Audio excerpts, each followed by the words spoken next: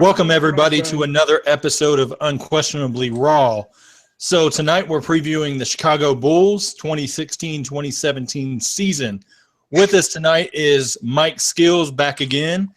We've got DJ Gonzo Star, and we've got Matt and myself, of course. So jumping right in, and Mike, since you hadn't been on in a while, I'm going to go to you first. Kind of looking at the depth chart for Chicago, with all the offseason acquisitions of Dwayne Wade and Rondo and basically Jimmy kind of being the focal point of the offense previously, how do you see that roster shaking out this year? Just looking at the roster, I'm looking at it's very guard heavy. And I had to go back and review it. I'm even looking at it now. And I'm thinking to myself, like, who's the power forward? Who's the starting center? I mean, I love Taj, so we got him as the starter, but who's coming up on the bench? I think that's their biggest weakness. At guard, they're overloaded. I mean, they have Rondo at point, so people are going to get shots. I don't think there's going to be a question of people getting shots and getting looks, getting touches. Obviously, when the game's on the line, it's going to D Wade's hand. He's going to take the last shot, and then you got Jimmy if they double him. But I just really feel like the power forward position particularly, and the center, they look really thin on the bigs. I want to see Nico improve. He had an amazing run in the Olympics. I think that did well for his confidence to get out there on the world stage and play like that. Doug improved more. Doug's been my guy. Other than that, I think we'll see. I mean, can Bobby Portis improve on last season? Can he get more minutes? Can he get more confidence and play under control a little bit more? What's Robin Lopez going to do as a rim protector? And then on top of that, when Robin Lopez needs minutes, is Felicio going to be able to back him up as well? Because he had an okay run in the Olympics too with Brazil. But we want to see how he can take it to the next step. Because even though Gasol and I got to go with Noah were on the decline, they still were solid rim protectors. So that's a good spot we got to fill. Okay. Gonzo, what do you think about the roster? I'm kind of leery about the roster. And the reason why is because Fred Hoiberg is supposed to be incorporating this kind of 3 and key type of offense, kind of like what Houston has, and what he had at Iowa State had a lot of guys that can shoot. You know what I'm saying? Like you had the one guy who got drafted by, I think it's Niang, who went to the Pacers, was a shooter. You had a couple other guys who were shooters. The Bulls don't have a lot of consistent shooters. Maybe Doug McDermott, but Mirotic, you can't expect him to be a consistent shooter because he'll have one good game and 12 bad games, and then 2 good games, and then 10 bad games again. Yeah, that's true. That's exactly accurate. So I don't know. I don't know if that's what you would call consistent. Even though he did shoot 39% last year, I think.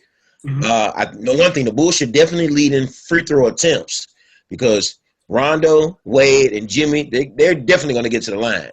The question is, are they going to be able to capitalize on those free throw attempts? That's a question mark. The bigs, you got Robin Lopez, scrappy guy, but can he average 10 rebounds a game? Can Bobby Portis improve? Can the guy, what's his name? Felicio. Mm-hmm. Can he improve? Can he get much better? I don't see a lot of rebounding. There. Tony Snell, another inconsistent shooter. You got Jerry and Grant, not known to be a shooter, more or less kind of like a playmaker, kind of somewhat of a defensive point guard. I really don't know about this roster. Right now on paper, this team looks like a playoff team. But if this thing does not go as planned and they're not consistent with the outside shooting, because they have a few guys that can go to the hole at will. If you can't knock down 3-point shots, the Bulls might be sitting home this year. I was really expecting a tank season this year. I really wanted that. Agreed. I was kind of thinking that until they landed Wade and Rondo, I thought the same thing.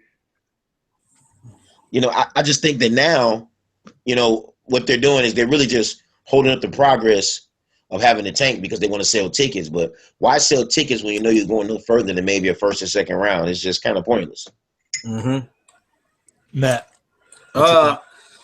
Well, I will say this roster on paper, like Gonzo said, definitely looks like a playoff team. In the starting lineup, now I'm going to go who I think the starters will be. I think obviously the backcourt's going to be Rondo, D. Wade. The 3, Jimmy. Those 3, Lopez will be the big man. At the 4, I know some people may want Taj. You got to go Nico, I think, because he's the only one in that lineup who can hit a 3. You can't rely on, at least Nico can make an open 3. They got to have some kind of floor spacing in that starting lineup because that paint is going to be so clogged up. So when D. Wade and Rondo and Jimmy want to attack the cup, it's going to be clogged up. There's going to be nothing for him to do because you got to have some spacing. So I think then you may see McDermott run with that lineup a little bit because they're going to need that floor spacing. And with Hoiberg, I'm interested in what kind of offensive sets he's going to run in that. But I think the backup group, Aaron Valentine, you got Doug, you got Bobby, Taj, Grant. I'm assuming will be the backup. Get a little Isaiah Cannon in here, to shoot some cannonballs. I know, Pete. I know he's not on your Sixers anymore, but they can maybe run Hoiberg's system. The ball movement, getting cutters, 3-point shots, screens, and all that. I think he can do that with the second unit. So I think it kind of will be like a tale of 2 teams this year. You're going to have one group who's going to run Hoiberg's system, and you're going to have that starting group who just, I don't know what the hell they're going to do. But I think Nico has to be in the starting lineup because you got to have some kind of floor spacing out there because if in this league, if you can't make threes, you're not winning anything. Yeah. I absolutely agree. Nico has to be consistent with that shot because if he can knock down that 3-point shot consistently, that's going to allow, basically for Jimmy to kind of get inside a little bit easier. Rondo to be able to kind of pass out, once he drives the lane. And then, of course, Wade, I want to see kind of, are we going to get a Dwayne Wade that's energized, kind of out to prove something because he wasn't really wanted necessarily in Miami, and then kind of lowballed, so to speak? Or are we going to get the Dwayne Wade that's basically on the decline of his career and just kind of coast through this? And then what's going to happen with Rondo? We know he's going to have an explosion throughout the year. Who is it going to be on? Is it going to be against Jimmy or is it going to be against Hoiberg? Because we all know Derrick Rose and Jimmy didn't really get along, regardless of what the reports after the fact want to say. Imagine Jimmy Butler and Rondo, how that's going to kind of escalate. So if the team starts out kind of shaky, not playing the system, you're going to hear Rondo be kind of the voice of that team. Hoiberg's going to be kind of, basically sucking his thumb in the corner because he's not going to know what to do. So basically it comes down to Wade and Rondo being those veteran leaders. Can they will that team past the first round playoff berth because they went 42-40 last year and they're really going to need it. You need that veteran leadership this year. So, Mike, what are the Bulls' expectations this season after that lackluster year of missing the playoffs? They went 42-40 last year, but missing the playoffs to me was a big blow. So what do you think the expectations are this year? I mean, I'm looking at this team, and I got to backdoor what Gonzo says. Like, I'm looking at this roster on paper, and they look good. They look like they could be in the playoffs. I feel like this team could go anywhere between the 2 seed and not making the playoffs. It could be really great or it could be really lackluster. I don't really see anywhere being lackluster. I don't really see them being mediocre and creeping in as a 5 or a 6 seed. I think they're either going to ball or they're just going to fall. Hoiberg, I want to see what he does in the second year to coach men because I believe there's certain coaches that can coach young men and college talent, but there's a different level of coach that can coach men at the NBA level and get them to buy in. And like you said, if he couldn't control Rose and Jimmy last year and the stuff that Powell was saying and stuff that Noah was saying, Rondo is a totally different monster. You know, I'm thinking of 4 or 5 different stories in his last 2 seasons with Boston from before Ray Allen left, and then getting into it with like Paul Pierce and a few different guys. So I think that's like a hair trigger. What is his offense? We still haven't seen it. You know, like you said, he wants to shoot a lot of threes. He doesn't have shooters. Aside from Doug and Mirotic, who's streaky, he does not have shooters that will stretch the floor and allow Wade to really create. And when that double team comes, kick it, and you got a threat that you can't double off of. So what is he going to do? Is he going to allow Rondo to run the show, do pick and roll, pick and pop, 2-man game? I'm curious to see what he's going to do with this team that's obviously not built for this offense that people keep talking about. Gonzo, what's your thoughts, man? What the team's expectation should be is just to get into the playoffs. It honestly doesn't matter what seed. Just get into the playoffs. Considering the fact that they didn't make the team last year and they had okay talent, this year you go in on prayer and just hope you make it in the 7th or 8th seed if possible. Be lucky with what you get, because it's a bad combination when you don't have the roster for the system you have, and then you haven't even ran your system yet the previous season. So you're kind of like in a gamble either way it goes.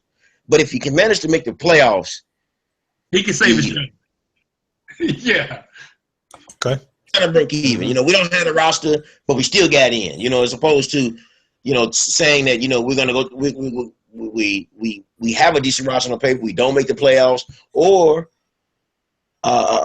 we get to the playoffs and we don't have enough consistent 3-point shooting. It's a lot of question marks around the Bulls. Like, honestly, put it like this here. If the Bulls make it past the first round, they're the Chicago Bulls. If they don't, they'll be the Chicago failures. Everybody going to say they should have tanked. Yeah. Okay. Matt, what you think, man? Expectations. Well, I want to start off by saying, you know, I was listening to Eddie Johnson and Termini's replacement today on Sirius NBA radio, and this guy called in and said the Chicago Bulls will be a top 3 team in the NBA. I just wanted to throw that out there because I think it's kind of ridiculous. You know, that is ridiculous. I don't know what that guy. I don't know what he was thinking. You know, loyal Bulls fan, good, but Mike, loyal Bulls fan, he knows better. I mean, it's not. I mean, he's acting like a Rockets fan. You know, they're the most unrealistic fans in the world. But other than that, they'll be a playoff team. I think they can finish as high as 4 or 5 if everything. You know, I say it all the time. Everything has to break right for them. But I think with this starting lineup, I was just thinking while everybody was talking, I think you're going to see a lot of iso ball in that first group. A lot of one-on-ones, a lot of Rondo trying to do his thing and find a guy under the bucket for the cut or Lopez for the dunk. And then, like I said, with the second unit, I think you'll see a lot of the ball movement. And that's the thing with Hoiberg. Like last year, you didn't see it because they fire Thibodeau. You bring in Hoiberg to run this new pace and space offense, but you can't do it because you go out and you get Pau Gasol and you get guys that just don't fit that system, and that's what I don't understand about management. We want to play like the Spurs and like Golden State and those guys, but then we don't put the personnel around. So I think, in a way, I mean, it's going to make Hoiberg look bad because he doesn't have the personnel to coach the way he wants to coach. You know, look at a team like Boston. They're putting guys around Brad Stevens that are Brad Stevens guys. That's why they're so successful. That's what the Bulls should have done. Bring these guys in. I think Valentine will be able to help. I think they're hoping he's going to come in. You know, he shot, 45, 46% last year in college. So I think they're hoping he'll come in and stretch the floor for him, play some good defense. You know, he'll take Snell's role, I think. If he can make a shot, he'll definitely take Snell's role because Tony Snell, that dude can't be playing a YMCA league right now. That dude's terrible. I'm sorry. I wanted to like him. I wanted to like Tony Snell, but from what I've seen the last couple years, no, he's terrible. Get rid of him. Tony needs to change team. He needs a new start, and maybe that will wake up his confidence. Because right now, change leagues, go to the YMCA league, not the NBA. That's what he needs. But Yeah, I think so. I'm going to go out now. I'll say Bulls will win. I think they win 44, 45 games this year. I'll say 6 seed. I'll just throw that out there. 6 seed, 44, 45 wins. I mean, Tony Snell needs a perfect trade for them. I don't think Sacramento would do it, but you get a Ben McLemore for Tony Snell. That's more upside, more athleticism, there. But because you could always play Denzel Valentine at the 3 as a backup. So, and you could always slide up Doug McDermott to play some stretch 4 because he can do that. The question mainly, you guys covered it, is what kind of system is there going to be? Because Hoiberg basically has been brought in by Paxson and Foreman to kind of be the patsy, so to speak. Basically, get this group. We're rolling out who we've got. You make it happen. And when it doesn't work, he's going to be the first one gone, and they're going to blame it on philosophical differences or whatever, however they want to word it. The thing I look for is where is basically the offense going to come from as far as other than ISO type plays, because basically defenses can shut that down pretty quick. And so you're going to need somebody like a Rondo to hit that, deep 2 consistently to keep, defenses honest. Wade is going to have to work on his outside shooting a little bit, to kind of help there.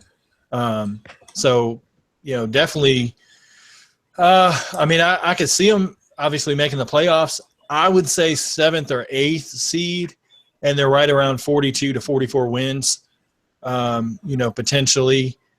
And, it's going to come down to if New York's healthy, some other teams, kind of how they shake out health-wise, because I really don't see Chicago being a top 4 or 5 seed with the mismatch of the system that they're supposed to be playing under a coach that basically has to switch it all up and do something that's unfamiliar to him. So Pete, can I ask you a question? So yeah. No, not one of the best 3 teams in the NBA this year. Hell no. Who was it that said that? It was some caller. He called into NBA Today on Sirius XM radio this afternoon about 5, a little after 5 o'clock tonight. Well, Central Time, and said, yeah, the Bulls are going to be a top 3 team. And I've got my 13-year-old cousin sitting next to me, and he's a Bulls, and even he laughed. And they didn't tear his ass a new one? Well, that's because, you know why? Because Termini wasn't on. Termini would have lit into him. Yeah, Termini would have lit him up. So, okay. I wish I was there to light that dude up, because I'm a Bulls fan. I love the Bulls. I live and die with them.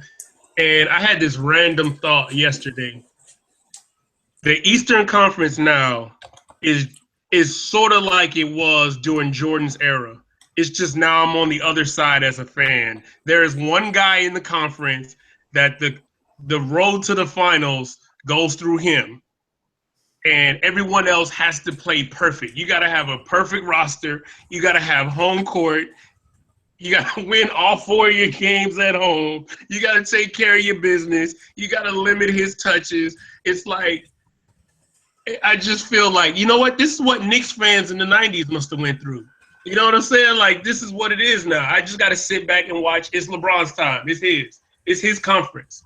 Until he leaves, it's LeBron's conference. Absolutely. So going into the third question, Mike, I'm going to start with you. Give me 3 keys that you think will either make or break this season for Chicago. Just, 3 things that you think stand out to make or break. I got 3 things, right? I'm rapid fire them. We got Dwayne Wade's health. We have Rajon Rondo's play / attitude / demeanor. 3, wins. I feel like this team, the way they're constructed, if they win, they could do things. But the moment, and I got to kind of backdoor some things you guys said on the Miami preview you guys did the other night, when it's like, hey, these guys start losing games come February. People are just going for their points. They're going for their stats. They're trying to get their next contract. And really, this is a borrowed season. Wade stays healthy. You got a closer. You got a leader. You got a face of the team. Good. But we all know, He's had some healthy years, but he's had a lot of unhealthy years in recent history. So that's a big thing to watch out. Rondo's playing basically on a 1-year deal. And I feel he's one of those guys, when things don't go well, he will let you know it. When things don't go well, he will wear it on his sleeve. He will wear it with his play. He will get technical fouls. He will get thrown out of games, all sorts of stuff. Then number 3, I think I covered it, but I'm going to go back to it, is wins. Because Hoiberg, really, when I think about it, he's kind of playing with house money. He inherited Thibodeau's team because Tibbs and the front office got into it. And this, I'm going to keep making this point until someone like screams it across like all of talk radio and sports. John Paxson has had issues with every single coach the Bulls have had during his tenure. That's not to say that he's made some bad choices. He's made a lot of good choices, got some good talent, good scouting. But with the coaches, that's always been the problem. He's gotten into fights with all of them. He physically got into a fight with Del Negro. So Hoiberg, if they make the playoffs, Hoiberg is good. If they don't make the playoffs, Hoiberg is good. I think Hoiberg has like another year before he has to really worry about job security unless they absolutely tank, which Dwayne Wade won't allow him to do. Okay. Gonzo, what's your keys? My first set of keys is going to be health and attitude management. Health, Dwayne Wade's health. When I say attitude management, is Fred Hoiberg going to check his players this year? Look, this is my team. I'm the coach. This is how we're going to get it done. Hey, Rondo, if you don't like it, you can take a back seat. But look, this is how we're going to operate this, because this is the system that I'm incorporating, and I expect everybody to follow ship. Secondly, free throw shooting and defense. When you're not hitting a lot of threes, at least if you're going to be going to the line a lot, you got to knock down those free throws. Rondo can't shoot 30, 50%. He has to shoot in the 70% range. Dwayne Wade has to up his free throw percentage. He has to shoot 80+%. You have to. That's the same for Lopez and Valentine and all those guys come off the bench. When you're not making a lot of threes, you most definitely got to make most of those free throws to compensate for lack of three-point shooting. And third, I'm going to say, which is a big problem, and I don't see anybody talking about it, rebounding. The Bulls got to rebound. You know, you got Taj, but if Brook Lopez has to give you 10+ boards. I'm just saying, Bobby Portis, you can't just give us 10 and 5. We need 10 and 10 from you. We need rebounding, because guess what? We knew by us not being able to shoot threes and 9 times out of 10 not able to shoot free throws, we need more opportunities to shoot to keep other people from scoring. So we need those rebounds. So those are my three. Matt, what's your keys? One I'm going to say is finding an identity. You know, we kind of know what they can do with the second unit, you know, with they got some floor spacers, guys who can move the ball, play a little defense. But that first unit that has got to find an identity, you know. I like that in the when they got D Wade, he did say it's Jimmy's team. So that they're off to a good start there, you know, Rondo, you know, and all that. But finding that identity with the first unit. Second is it's going to be shooting. They're going to need shooting. If they don't make shots and free throws as well, they're in trouble. And I think third is I want to see the guys like Doug, Valentine, and Portis and Felicio. I want to see those guys really take a step out. Valentine's a rookie, so we'll see what he can do. But Doug, Bobby, and Felicio, I want to see what they can do this year if they make that next. Because we saw a nice jump from Doug in year 2. So now – and I always, you know, I use this because I know a lot of Bulls fans hated on Doug in year 1, and it was unfair. And I kind of look at him. He's a more athletic, taller version of J.J. Redick to me. Maybe not as good of a shooter, but he can really shoot the basketball. And he's ahead of J.J. Redick's curve already. What Doug did last year is what J.J. did in year 4. So Doug's already ahead of that curve. And look what J.J.'s doing now. He's averaging 17 a ball game, led the NBA in three-point percentage. You know, he's really the key to that Clipper offense. So Doug could end up being the main key guy for that offense that makes it work with his shooting. Okay. I want to see – first key is I want to see an improvement on the offensive end, which they ranked 21st last year in offense. And that's got to come up as far as, overall. And I think it will, obviously, with Wade and Jimmy there. Rebounding second, because Robin Lopez, he just, to me, it's not, you're not going to get it done. Nico's not a rebounder. And then off the bench, you've got Bobby Portis, but at the same time, is he going to play enough minutes to be a substantial factor? And then third key is, what are you going to get out of the bench? As far as, yes, you've got Doug McDermott, possibly Taj Gibson if he stays around the entire season. But Jerian Grant doesn't, there's not a lot of faith there for me, because I didn't think he looked that great. He looked overmatched last season. I hate Isaiah Cannon. Hated him. He can make an open three, though. He can make an open three. He can make a three, but he's a bum. He should be third string. Spencer Dinwiddie, basically, he's not going to play much. He's more of a project. Then you've got at the two-guard spot, you've basically got Tony Snell and Denzel Valentine. Valentine looked a little shaky as far as the summer league went, but I'll give it to him. New environment, against NBA talent. His shot will come around. He just got to stay consistent with it. Tony Snell, bench warmer. He's not going to play a lot. Then you've got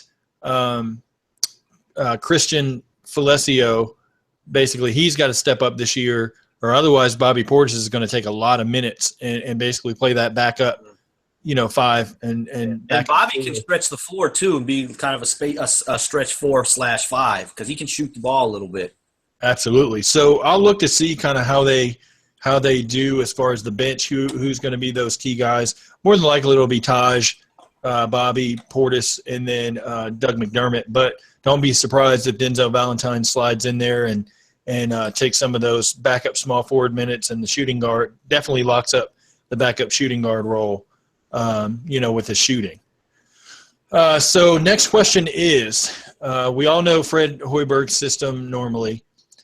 What do you guys think the system is going to look like with Wade, Butler, and Rondo all needing the ball and not really fitting that outside shooting repertoire? Mike, what do you think?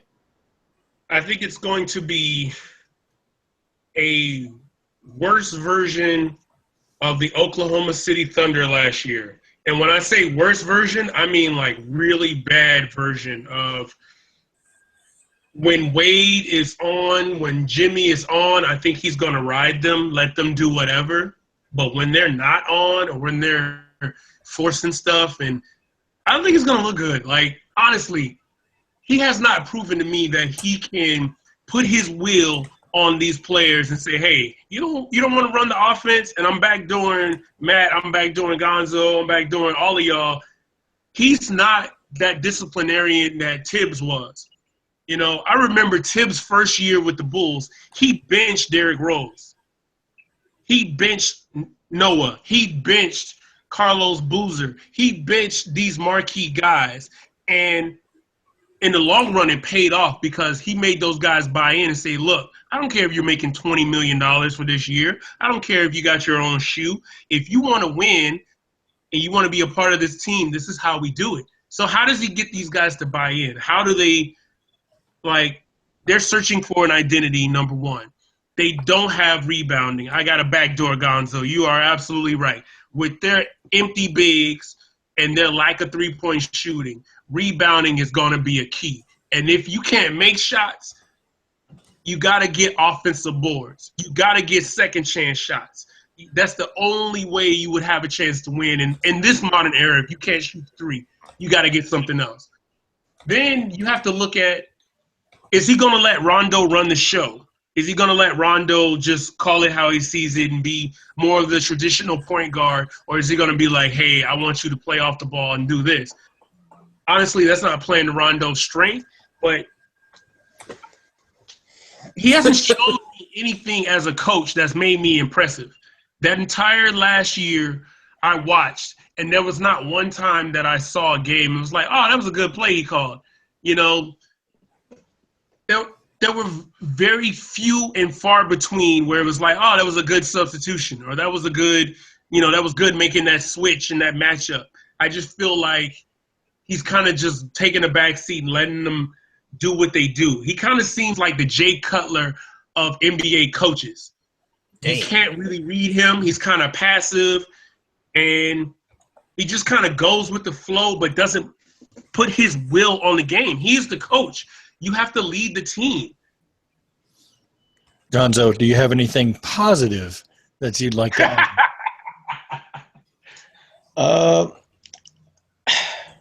I really don't know. Like when I think of Hoiberg, and it's really rare because I have to give credit to Brad Stevens a lot. It's just very rare to see a college coach to come out and actually excel, on the NBA level.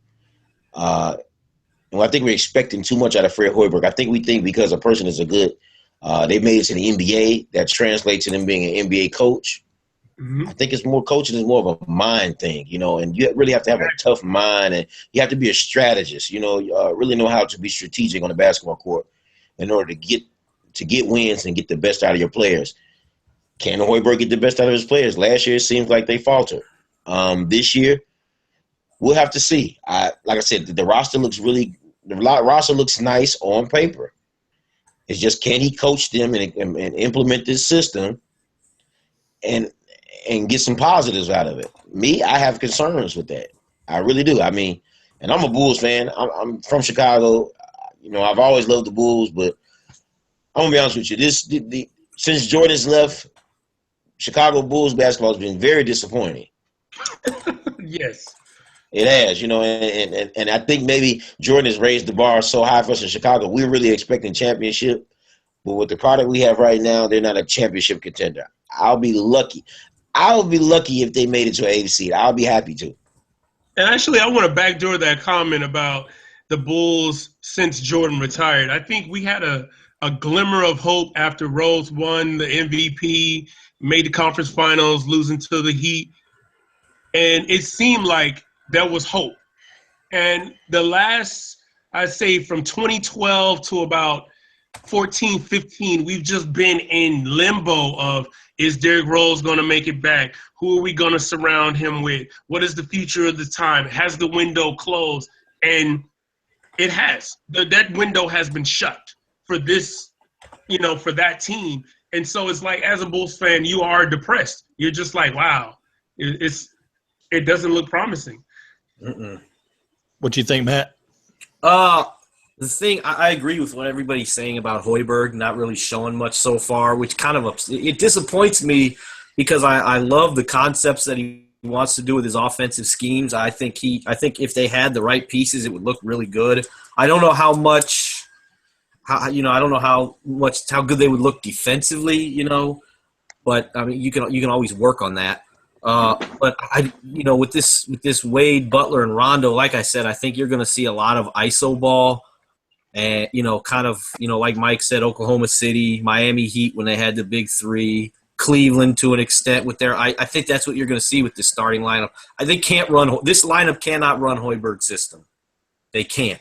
They're not, Wade's used to having the basketball, Rondo, Jimmy, I don't see that system working with this starting group. So I think you're going to see a lot of ISO ball. And hopefully they can score enough to get a lead, let the second unit come in, defend a little bit, make some shots, throw Doug in with some of the starters just for some floor spacing, give him some, give the other team some different looks.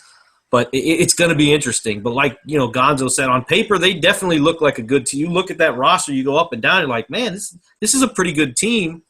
But do the pieces fit? And that's what we're going to find out. They don't appear that they're going to fit well, but we could all be wrong, and it could shock the hell out of us. Man, I pray they shock us. Like, honestly, that would be this time in April, if they're like a 2-3 seed, I'll eat every single word. I will literally print out the transcript of this podcast, go to Kinko's, print it out, and eat it, and be like, you know what? I was wrong. I want to be wrong. I seriously want to be wrong. With Chicago, I mean, you look at Hoiberg, there's plenty of college coaches. Gonzo kind of touched on it. plenty of college coaches that didn't pan out. Rick Pitino, you've got John Calipari, in his Rick first Pitino was decent when he first came in with the Knicks. Got him to the playoffs. Yeah. He was decent. Yeah, he was decent. I was looking more for the Boston run. Yeah, that So, didn't excuse work. me. His first run, I forgot about the Knicks. Yeah. He was, decent there. But with Hoiberg, though, I mean, it's like, why are you there as the coach if they're not going to let you run your true system and put the personnel around you to do so? It's almost like he's at a disadvantage, from the jump.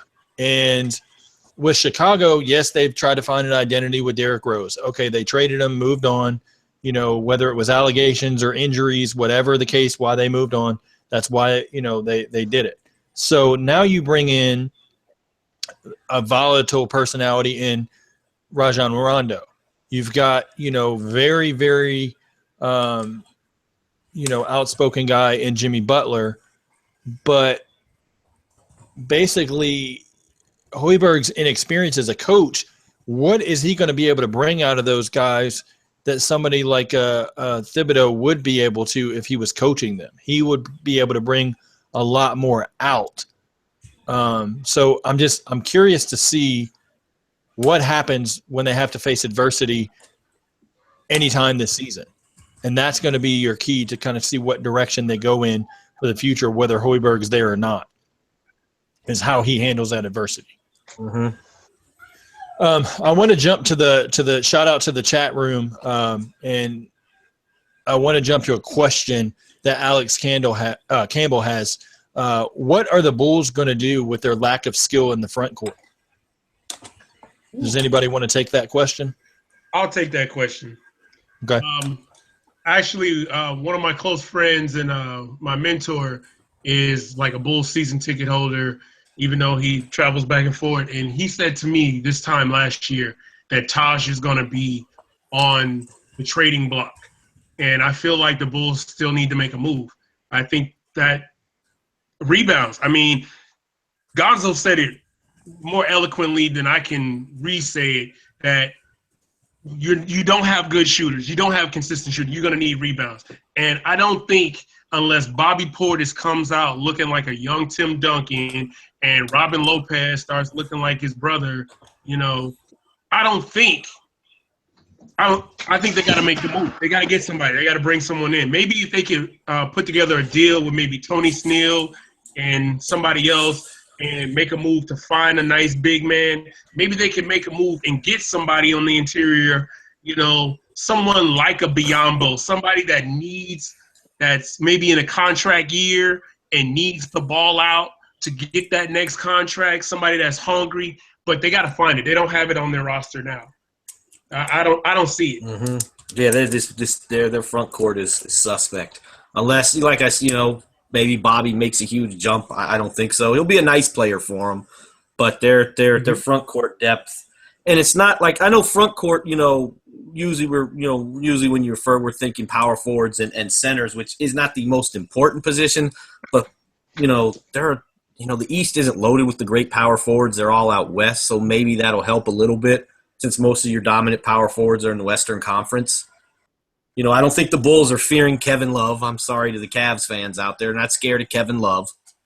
But, other than him, like, what big-time power forwards really are in the East? So maybe they can get by with that. And more than that, you need a rim protector to back up the rebounds, because Powell wasn't really a rim protector, but he would challenge. And so guys would start to think, like, do I want to go in there? Like, I remember opening night last season against the Cavs. LeBron comes in to make basically make a layup that will win the game, and Powell blocks it. I was surprised, but like when you have that force back there, it kind of sets the tone. All the other guys, they get in line and they play their role, and they just don't have it, man. Yeah. So next question from the chat. We we all touched on this a little bit, but I don't think we ever gave like a yes or no answer on this. Are the Bulls going to be better or worse overall than last season? I think they're definitely going to be better. As long as they stay healthy, they'll have a better record. Like I said, I think minimum 44, 45 wins. They'll be better. It may look ugly, but they'll be better. I think they'll win maybe 2 or 3 more games. I don't think they'll necessarily be better. Making the playoffs might be a small victory in what was supposed to be a tank year, but I don't think it'll be. I think it'll be same. I think it'll just be a little bit better, which isn't really that much better. Okay. So we're gonna roll to our last question, and then we're gonna get out of here. And Gonzo, I'm gonna go to you first. Give me a bold prediction this year for the Bulls. Eastern Conference Finals. Oh, Wow! Hey, that you can't get any more bold than that. that's what And Mike I'm gonna tell you why. Yeah, I'm go ahead. gonna tell you why. I'm expecting the Bulls. I wanted to make the playoffs. I'm gonna say it like that. With the roster they have, you would think they won't make the playoffs. But us being Chicago fans, hoping that they would have tanked, they're gonna surprise us, and they're gonna actually go to the Eastern Conference Finals and then get swept. So they're gonna give us that slight tease. Oh God! I knew a personalized. Let's be honest. No matter how it looks, let's be honest. The Bulls right now, I can just look on paper. The Bulls can beat Indiana. I know the Bulls can beat Toronto. The Bulls can beat the Milwaukee Bucks. The Bulls can beat like the Bulls can beat these teams. The only team that has really been standing in their way, like the last whatever team is LeBron on. That's it. Yeah. Okay. Mm-hmm. Mike, give me a bold prediction. Ooh, I don't know if I can top that, man. Bold prediction. I'm gonna go with Taj will be traded. Okay. Matt, what's your bold prediction? Here we go. Doug McDermott, 6th man of the year. I was about to say, if you said All-Star, I would swear to God. Doug McDermott, 6th man of the year. No, I wasn't going All-Star. Wade's gonna probably make it because he'll get voted in by the fans. But Doug McDermott, 6th man of the year. Okay. Mine is Hoiberger won't make it through the season. He'll end up getting let go. Wow, he doesn't even make it through 2 years. That's tough. I had to go bold. So I just don't see how he's going to deal with the adversity if they have a rough start. And then on top of that, if Rondo starts jawing at the mouth, basically he's going to probably win out, in all honesty, because if they're struggling, say they first 20 games, they only win, 6 or 7 games out of those first 20. I mean, to me, that's a struggle for them to kind of make that ground up. So you're saying I don't necessarily Mike Brown scenario, like you go 0-7 to start the season, or you go 2-8, and it's like, no, this ain't getting any. We've seen enough of this. And well, you got to realize then you've got Wade who's going to want to win. You've got Jimmy who wants to win. You've got Taj there, he wants to win. So, to be honest, I had to pick something bold, and I didn't really. I'm with you on that though, because I remember when we did our trade deadline thing this past season, when we did that show, I said one of two things is going to happen if Jimmy stays and Hoiberg stays. At some point, which would be this upcoming season now, one of them two is going to be gone, and they're not going to get rid of Jimmy. No, they can't afford to get rid of Jimmy, to be honest, because, I mean, Rondo and Wade are not going to be your future of the team, and so it's Jimmy. I mean, they don't have anything else to be the future of the team. So it'll definitely be interesting. But before we get out of here, I just want to say thanks to everybody in the chat room, Alvin Flowers, Julian Lomenzo, Alex Campbell, Orlando Till, in there, and I think I got everybody. There was one more. We have there was another one. Oh, Imagine X is the other one. Yeah. Appreciate everybody joining us, and just want to shout out real quick Orlando Till especially. Thank you for really promoting us to Real GM and our special guest that we have on a bunch of times is Keith Smith, who writes a lot for Real GM, and Orlando was nice enough to kind of drop our podcast in the Orlando forum, and kind of got us some good exposure going forward. So thank you very much, Orlando, for doing that. I just want to let everybody know, if you want to catch the replay of this show or any other shows that we have as far as our season previews and then some, you can go to iTunes podcasts and download the Unquestionably Raw podcast there. You can check us out on our YouTube page as well. We're on Twitter. UQR